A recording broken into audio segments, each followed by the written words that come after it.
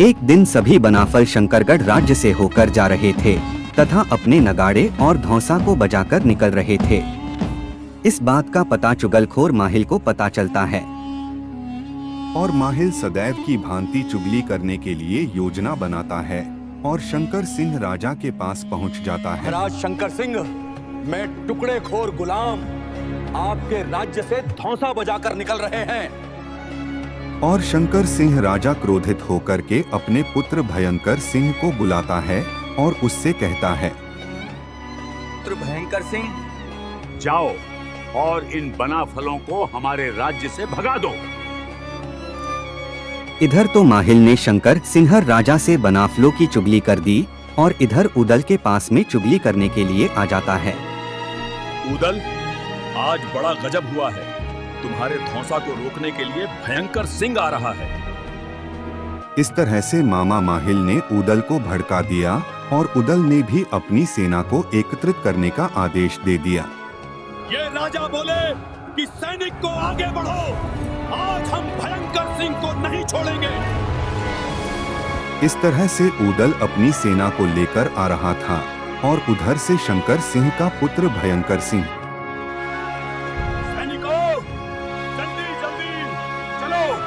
आज हम बनाफलों को नहीं छोड़ेंगे।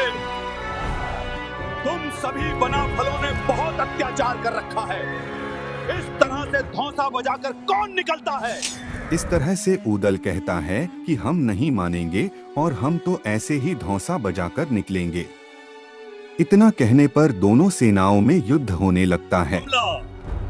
आगे बढ़ो, शत्रुओं पर टूट पड़ो। दोनों सेनाओं में भयंकर युद्ध होता है। अंत में भयंकर सिंह उदल के डर के कारण युद्ध भूमि से भाग जाता है और शंकर सिंह के राज्य में उपस्थित होता है। हार कर आ गए? तुम्हारी हिम्मत कैसे हुई मेरे सामने आने की? तुम मेरे पुत्र नहीं हो सकते। इस प्रकार शंकर सिंह राजा अपनी पुत्र भयंकर सिंह पर बहुत क्रोधित होता है और कहता है कि अब मैं स्वयं युद्ध भूमि में उदल से युद्ध करने के लिए जाऊंगा और अपनी सेना को इकट्ठा करने का आदेश दे देता है। और इधर से उदल और उधर से स्वयं शंकर सिंह राजा युद्ध करने के लिए आ जाता है। बहुत भयंकर युद्ध होता है, लेकिन हार जीत का फैसला नहीं होता है। युद्ध होते होते शाम ढल जाती है और युद्ध विराम हो जाता है। युद्ध विराम होता है, कल सुबह युद्ध शुरू होगा। जब युद्ध विराम हो गया तो रात्रि हो गई और शंकर सिंह राजा एक ऐसा खेल खेलता है जिसे देखकर सभी हैरान हो गए। वह क्या करता है कि अपने 5 जिंदों को बुलाता है। हम आपको बता दें कि उसके पास में 5 वीर जिंद थे जो उसके पास हमेशा रहा करते थे। मेरे वीरों, मुझे आज तुम्हारी जरूरत है। सुनो मेरे वीरों, तुम्हें जो अभी नववधु आई है, रानी जमुना, उसका हरण करना है। दोस्तों, इस प्रकार शंकर सिंह राजा अपने 5 वीरों को आदेश देता है कि उन्हें रानी जमुना का हरण करना है। उस समय जब बनाफल शंकरगढ़ राज्य से निकल रहे थे, उससे पहले वे अपने भांजे जागन का विवाह करके ला रहे थे। उड़न बिहार की राजकुमारी थी जमुना, जिसका विवाह बनाफल अपने भांजे जागन के साथ करके लेकर आ रहे थे। रानी जमुना अपने तंबू में सोई हुई थी। तभी राजा शंकर सिंह के भेजे हुए 5 जिंद उसके पास आ जाते हैं। नहीं, तुम कौन हो और यहाँ क्यों आए हो? हम तुम्हारा हरण करने आए हैं। इस तरह से 5 वीर रानी जमुना को बेहोश करके उसको आकाश मार्ग से ले जाते हैं। ये पलंग तो खाली है, मेरी पत्नी जमुना कहाँ गई? रानी का हरण हो गया है, पता लगाओ। इस तरह से जागन को पता चल गया कि उसकी पत्नी का हरण हो गया है और सभी सेना में हड़कंप मच गया, लेकिन रानी जमुना का पता नहीं चल पाया।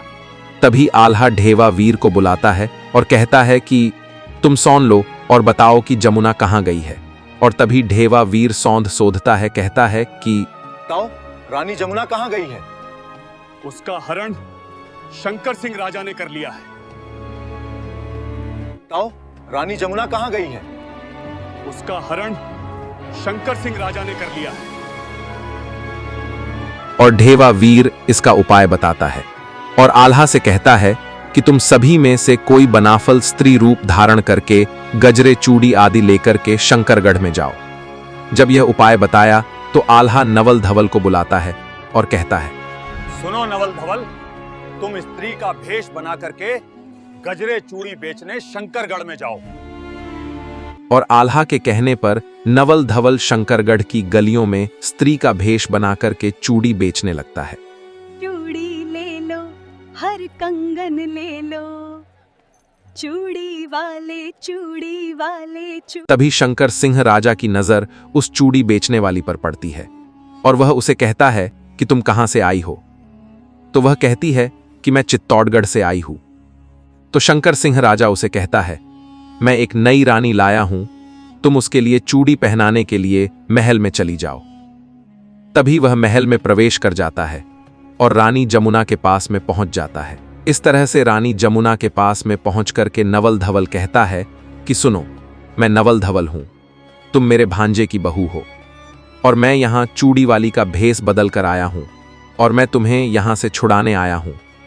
तुम मेरी जगह पर अब मालिन का भेष धारण करो और मैं जोगी बन जाता हूं। इस प्रकार रानी जमुना ने मालिन का भेष रख लिया और नवल धवल ने योगी का भेष धारण कर लिया। जब वे जाने लगे तो शंकर सिंह की पुत्री कमलावती उन्हें देख लेती है और कहती है, मुझे पता है कि तुम दोनों कौन हो। मैं तुम्हें इस महल से बाहर निकाल सकती हूँ, लेकिन मेरी कुछ शर्त है। तो नवल धवल कहता है कि बताओ तुम्हारी क्या शर्त है राजकुमारी। तो कमलावती कहती है कि मैं तुम्हारे रूप सौंदर्य पर मुग्ध हूं, तुम मुझसे विवाह कर लो और मुझे अपने साथ ले चलो। तभी नवल धवल कहता है कि नहीं, मैं तुमसे इस तरह से शादी नहीं कर सकता, लेकिन मैं वचन देता हूं, मैं तुमसे विवाह करके अवश्य ले जाऊंगा और इसी 1 महीने में तुमसे विवाह करूंगा।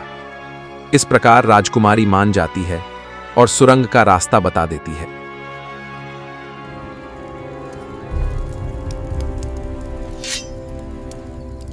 दोनों उस सुरंग से बाहर निकल जाते हैं, लेकिन तभी उन्हें दरवाजे पर शंकर सिंह राजा का पुत्र भयंकर सिंह पहरा देता हुआ मिल जाता है। भयंकर सिंह पूछता है कि तुम कौन हो और कहां जा रहे हो। सभी नवल धवल कहता है कि मैं तुम्हारा बहनोई हूं और तुम्हारी बहन से बहुत जल्द विवाह करके ले जाऊंगा। जब ऐसा कहा तो भयंकर सिंह को गुस्सा आ जाता है और वहां पर नवल धवल और भयंकर सिंह में युद्ध होता है। दोनों में युद्ध होता है, जिसके दौरान नवल धवल भयंकर सिंह को जोर से एक थप्पड़ मार देता है उसके सिर पर, जिसकी वजह से भयंकर सिंह बेहोश हो जाता है और वह उसे घोड़े पर खींचकर बांधकर आल्हा के पास में ले आता है और रानी जमुना भी उसी के साथ आ जाती है। इस तरह से रानी जमुना की कैद को छुड़ाया गया और भयंकर सिंह को आल्हा ने कैद कर लिया। अब अगला एपिसोड कल देखिएगा। तब तक के लिए वीडियो को लाइक, शेयर और सब्सक्राइब जरूर करें और कमेंट में जय हिंद जय भारत जरूर लिखें।